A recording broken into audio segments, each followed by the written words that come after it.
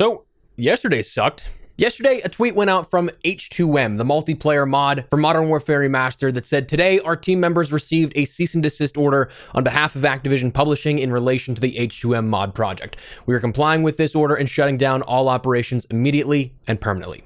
So, yes, I'm late to covering this. COD timing hit me in real life. Made a video yesterday, went away, came back to all the news of the H2M shutdown, but was too late to get anything up at that point. So today, I want to summarize the situation and my thoughts. Firstly, what's H2M? A lot of you guys might not know what this is. Some of you guys, this might be a no-brainer, but it was a multiplayer mod for Modern Warfare Remastered that brought together Modern Warfare Remastered's base offering, mixed it with the classic Modern Warfare 2 content, added even new maps that were specifically made from the campaign of Modern Warfare 2 Campaign Remastered, added new camo grinds, added new ranking grinds, new challenge sets, and much more. Basically, it was the coolest remaster project, fan-made at that we'd probably ever see in the Call of Duty franchise. SM2 was up there as well, but this one had a playable build. I mean, hell, the gameplay you're seeing in this video is from H2M. SM2 is a situation where there was some gameplay, but it wasn't really like in anybody's hands to actually play it. So the big question, why did this get shut down? Why did they get hit with a cease and desist? Now, in legal terms, I gotta preface this by saying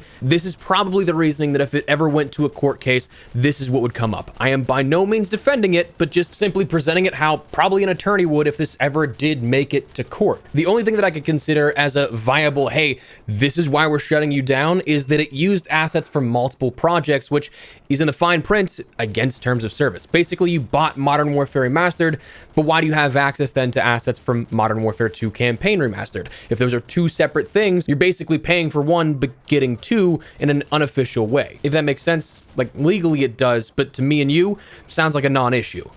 Other reasoning is probably a bit of the stretch that is protecting their IP, in air quotes, which in no defense of the shutdown at all, but legally again is in their rights to do so. So based off that, based off the fact that we've seen other mod projects shut down, I mean, we said this was a possibility that this would be shut down in our showcase less than a week ago. Yeah, sure, it's in their rights, but here's the thing.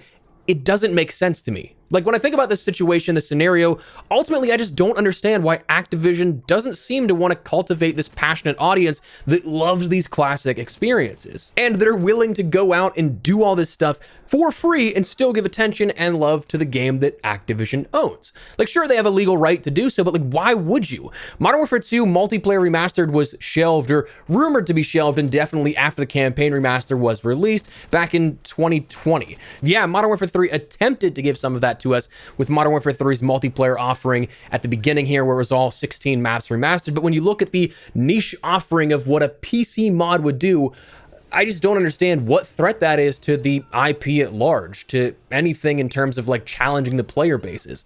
Like, why couldn't this just be left alone? Like, there was no money involved to a third party or the devs. It was all free work from them. It required you to own Modern Warfare Remastered, unlike other mod clients that would work with cracked versions of the game. That was one of the big reasons why it was theorized why SM2 was shut down about a half year ago, or however long ago that was. I don't know. Time is flying by and it freaks me out. But that was one of the reasons why it was theorized that was shut down, is because there was a slip up on their webpage where it said, hey, we'd support a cracked version of this game. Obviously, that's supporting piracy, so that was something the publisher swooped in and said, nope, can't do that. So that one, like, it would have made sense, but this, it doesn't, because it required you to own Modern Warfare Remastered. Like, by all accounts that I see, the dev team behind it did just about everything that they could to stay compliant and as legit as possible. I mean, the hype and anticipation here of this was levels that I hadn't seen in ages. Like, frankly, you don't see much viral stuff in relation to COD anymore. Not really since Prime Warzone most recently, but even on my personal accounts, I was seeing hype and clips make their way onto my feed of trick shots, nukes, mini montage style edits and stuff like that of H2M. The videos around this game, in terms of creators putting it up, everything like that, it was in the millions. The views on the tweet announcing the shutdown alone was over 16 million when I grabbed the screenshot to throw in the video here while editing. Nearly 7,000 replies to it. So all of this would have been free press in a good way. All of this free publicity on a game that is 7 years old. I just don't understand why you can't let people have this. I mean, the highest peak that I saw, Modern Warfare Remastered, hit third on the Steam global sales charts this past week. A game that has been out for 7 years hit 3 globally on the sales charts. The game earlier this week also had 2,475 people playing it when I screenshotted it. Again, 7 years after it, and it was at a random time of that screenshot. It was almost half of the peak from when the game launched 7 years ago, in some random month in 2024. In July, there was an average of 12 players online on Modern Warfare Remastered. That's one lobby for an entire game. The game peaked at 47 last month. So you have these sacred monthly average user numbers that you'll flaunt to the shareholders, talking about who's playing the IP. So why in the world would you not take that extra boost for prolonged play, people playing this game that is, again, is still going towards those numbers that you hold sacred, near and dear? Why would you not take that for literally nothing? And speaking of free work, these mods literally make the games safe to play. I don't know how many of you guys play on PC where this mod centralizes around, but the security of older COD titles on Steam in particular is abysmal. Everyone always talks about Black Ops 3, but they're all bad. Like backdoor access to steal your info bad. These mods, not just H2M, but Plutonium, SM2, IW4X, they all created their own working patches to stop security risks when publishers won't. Like, that's also another thing that is an entirely different discussion that I don't understand on multiple levels. How can you sell a game for $40 still 7 years after it was released and not have any security for it? Like, hey, pay us $40 to roll the die on if you'll get critical information compromised. That's a great deal, right? Like, I don't know about you, but I don't miss Broadcast, Vacant, Crash, and all the other maps from Modern Warfare Remastered that much to possibly pay to get in some trouble. Modding is, as Robert Bowling even explained, one of the original members of Infinity Ward, the very origin of the franchise. A lot of the original Infinity Ward team consisted of devs who used to be modders. The original Call of Duty PC games released mod tools and server files to empower community creations to expand on the original vision. Build systems to help your UGC community, not strangle it.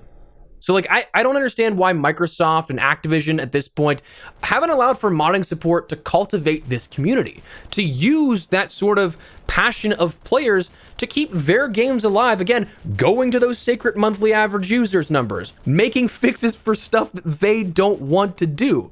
So like, I just don't understand why. Where's the downside here? So I'm annoyed for this on multiple different reasons.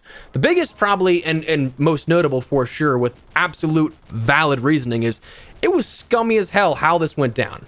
For those of you guys that don't know, of course, like we talked about, the game requires you to end up owning Modern Warfare Remastered to use this mod. It wasn't something you could have a cracked version and have it work, but it was something that Modern Warfare Remastered for, I want to say like 2 weeks or so leading up to when this proposed release date of H2M was meant to go live, the game was on sale for 50% off. Normally it's $40, it was $20, but here's the thing. We had this whole week of build-up. You saw a bunch of different sales, again, boosting it to number 3 globally in Steam sales. And then that sale ended, and the very next day, maybe even the same day, I forget how it all went down, what day the sale ended. Again, everything's just a blur to me, but that's when they hit them with the cease and desist. So you had this game on sale for a long time, knowing people are going to pick it up.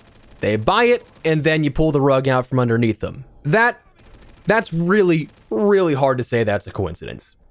I don't think it is at all.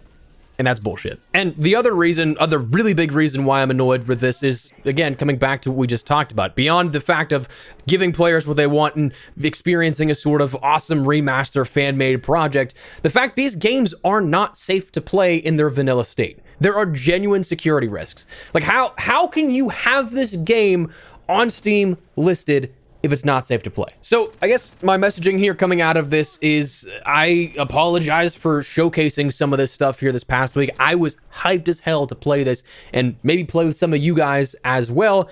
And if anybody bought that as a result of that video, please, please, please try and get your refund out of this for Steam.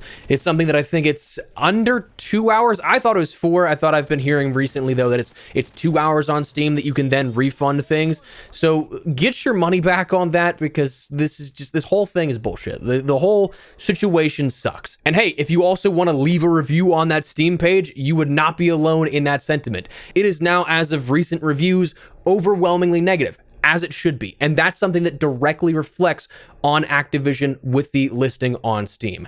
I can't say that anything will happen like it did with, say, Helldivers review bombing back a few months ago with a PSN account debacle, but I mean, public feedback and ratings like that for everyone to see on official accounts go a hell of a lot further than unofficial spaces.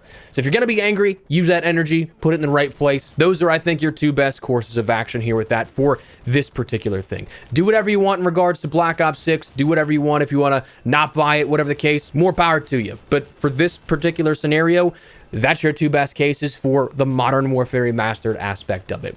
Honestly, one of the biggest things that I have to say towards the end of this, though, is, yeah, it sucks that you and I can't play this remastered mod that looked killer, but I feel terrible for the devs who put their time, poured their hearts into this for the last year, maybe two. I don't know how long the dev time was on this, but I mean, all of that work for free, no charge whatsoever, and then just to get it pulled out from underneath you before anybody really got to experience your hard work. That sucks. That is one of, I would imagine, the worst feelings as a developer here for this. So for them, much love, dudes. You guys gave us the closest glimmer of hope that we've had for an awesome remaster project in as long as I can remember. You guys absolutely killed it, and I really do hope that one day there's a space that all of this could sort of coexist, but I really just hate that you guys got caught in the crossfire. Thank you so much for the dedication and the work here on this. But yeah, yesterday sucked.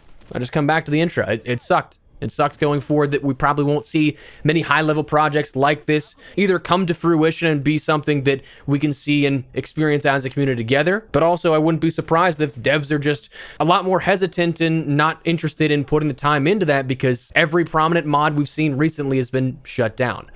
So it sucks that we have so much potential here for something that is so cool that's just sitting on a shelf. But yeah, that's where I'm at. I don't know if that is something that is...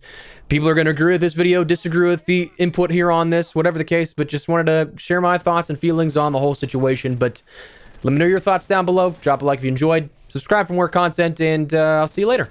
So take care. Have a good weekend.